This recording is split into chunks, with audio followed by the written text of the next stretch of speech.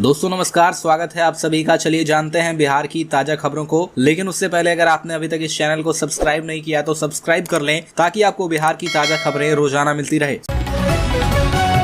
सबसे पहली और बड़ी खबर, भागलपुर सहित सूबे के 6 जिलों में स्काडा सिस्टम के जरिए बिजली की मनमाना कटौती पर विराम लगाने की तैयारी है। अब बिजली कंपनी के कर्मचारी बेमतलब कटौती कर सिस्टम में खराबी का बहाना नहीं बना सकेंगे। अब बिजली की आंख मिचौली की पल पल की रिपोर्ट भी बनेगी। इससे कर्मचारी पर दबाव होगा कि वे अलर्ट रहें। विद्युत सुधार योजना रिवैम्पर्ड डिस्ट्रीब्यूशन सेक्टर स्कीम के तहत यह काम होगा। इस पूरी योजना पर भागलपुर व बांका में 250 करोड़ रुपए खर्च होंगे। इसी प्रोजेक्ट के तहत supervisory control and data acquisition centre भी बनाया जाएगा। किसी क्षेत्र की बिजली किसी कारण से कटती है तो उसकी जानकारी सीधे मुख्यालय चली जाएगी और उपभोक्ताओं को कितनी देर बिजली उपलब्ध रही इसका डेटा सिस्टम में स्टोर होता रहेगा।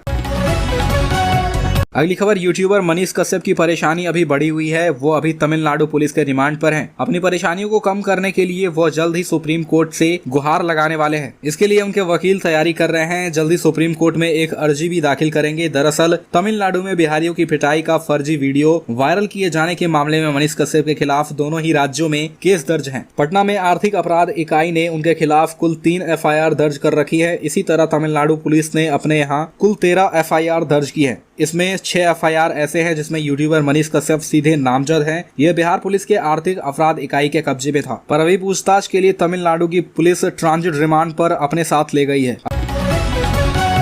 अगली खबर, बिहार के 4 जिले रोहतास, नालंदा, भागलपुर और गया में रामनवमी की शोभा यात्रा को लेकर शुक्रवार को हिंसक झड़प हुई। इस घटना के बाद पुलिस फोर्स तैनात की गई है। नालंदा, सासाराम और गया में अब तक 53 लोगों की गिरफ्तारी की गई है। बिहार शरीफ में 2 पक्षों में झड़प में 6 लोगों को गोली लगी है, जबकि पत्थरबाजी में 9 लोग घायल हैं। पत्थरबाजी के बाद यहाँ लोगों के दुकानों में लूटपाट भी की गई। अगली खबर, खगड़िया में शुक्रवार रात एक वार्ड सदस्य को अपराधियों ने गोलियों से भून डाला। हत्या मछली पालन को लेकर हुए विवाद के कारण की गई। मृतक की पहचान पीपर पाती गांव निवासी स्वर्गीय कालीचरण सिंह उर्फ कालो सिंह के पुत्र बम्बम सिंह के रूप में की गई। बम्बम सिंह कोयला पंचायत के वार्ड संख्या 6 के वार्ड सदस्य थे। वही घटना के बाद पुलिस मामले की छानबीन में जुट गई है। बताया जा रहा है कि हत्यारों ने सुनियोजित तरीके से घटना को अंजाम दिया। हत्या के बाद मौके से फरार हो गए। मामला जिले के परसाहा थाना क्षेत्र अंतर्गत सर्किल नंबर 1 इलाके के पीपर पाती गांव का है।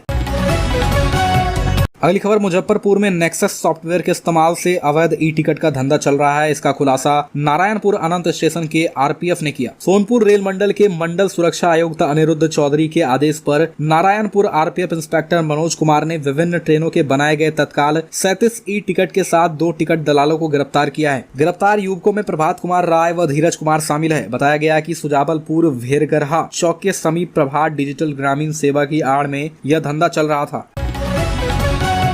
अगली खबर, बिहार में पिछले 4 दिनों से लगातार तापमान में बढ़ोतरी के बाद बीते दिन शुक्रवार को लोगों को गर्मी से थोड़ी राहत मिली। राजधानी पटना, गया सहित बिहार के कई अन्य जिलों में शुक्रवार को सुबह को और रात को बारिश हुई। मौसम विभाग की ओर से आज यानी शनिवार को आंधी, पानी और मेघ गर्जन और आकाशीय बिजली गिरने का ऑरेंज अलर्ट जारी किया गया है। मालूम हो कि बिहार में 24 घंटे में सबसे गर्म जिला सुपौल रहा, जहाँ अधिकतम तापमान 33.4 डिग्री रिकॉर्ड किया गया, जबकि राजधानी पटना के अधिकतम तापमान में 8 डिग्री की गिरावट दर्ज की गई।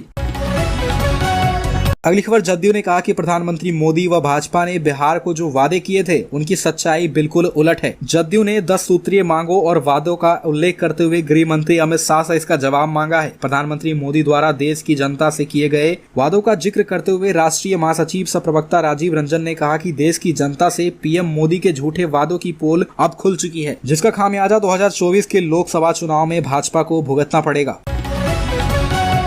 अगली खबर, शेखपुरा में शुक्रवार की देर रात पुलिस पर हमला हुआ। उत्पाद विभाग की टीम शराब तस्करों की गिरफ्तारी को लेकर सदर प्रखंड के नीरपुर गांव पहुंची थी। पुलिस ने एक तस्कर को गिरफ्तार किया। इससे स्थानीय लोग आक्रोशित हो गए और पुलिस के ऊपर पत्थरबाजी शुरू कर दी। इस दौरान फायरिंग भी की गई। घटना में एक सैप जवान सहित 3 पुलिसकर्मी गंभीर रूप से घायल हो गए। तीनों पुलिस जवानों को शेखपुरा सदर अस्पताल में भर्ती कराया गया। घायलों में उत्पाद थाना क्षेत्र शेखपुरा में तैनात सैप जवान राम नरेश यादव, होमगार्ड के जवान अजीत कुमार यादव और होमगार्ड के जवान खानो यादव का इलाज चल रहा है। इसमें अजीत कुमार यादव की स्थिति गंभीर बनी हुई है।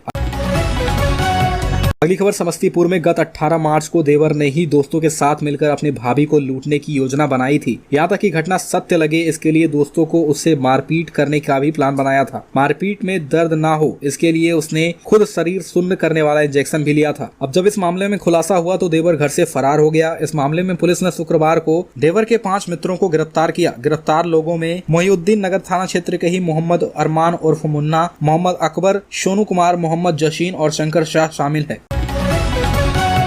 अगली खबर केंद्रीय गृह मंत्री अमित शाह का 2 अप्रैल को होने वाला सासाराम दौरा स्थगित कर दिया गया है। जिले में रामनवमी पर हुई हिंसा के बाद धारा 144 लगाई गई है, जिसकी वजह से गृह मंत्री का दौरा रद्द कर दिया गया है। इस बात की जानकारी बीजेपी के प्रदेश अध्यक्ष सम्राट चौधरी ने दी। उन्होंने नीतीश कुमार पर निशाना साधते हुए कहा कि उनसे बिहार नहीं संभल रहा। प्रदेश अध्यक्ष सम्राट चौधरी ने कहा कि सम्राट अशोक हमारे आराध्य हैं। हम लोगों ने बहुत उत्साह के साथ उनका कार्यक्रम निश्चित किया था, लेकिन दुर्भाग्य है कि बिहार सरकार सुरक्षा देने में सक्षम नहीं है। जहाँ कार्यक्रम होना है वहाँ 144 धारा लगा दिया गया है। इससे केंद्रीय गृह मंत्री का कार्यक्रम रद्द करना पड़ रहा है।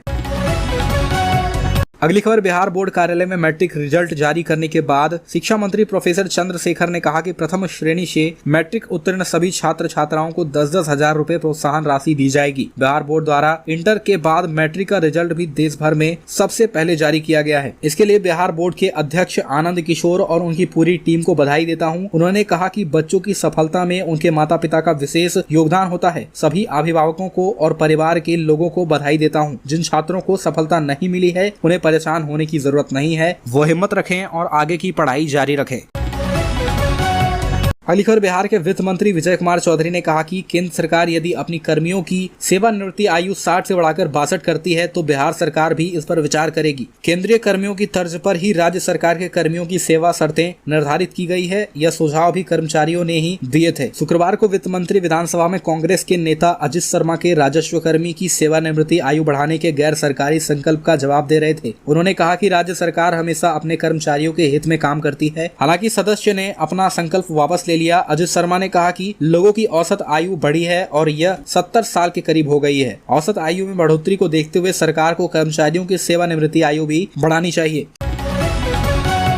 अगली खबर विजय सिन्हा बोले, हम सरकार से सवाल पूछते हैं इसलिए वे हमें नंबर 1 दुश्मन मानते हैं। सम्राट चौधरी को मुख्यमंत्री का चेहरा बताने के सवाल पर नेता प्रतिपक्ष विजय कुमार सिन्हा ने कहा कि भाजपा का हर कार्यकर्ता मुख्यमंत्री का चेहरा होने में सक्षम है।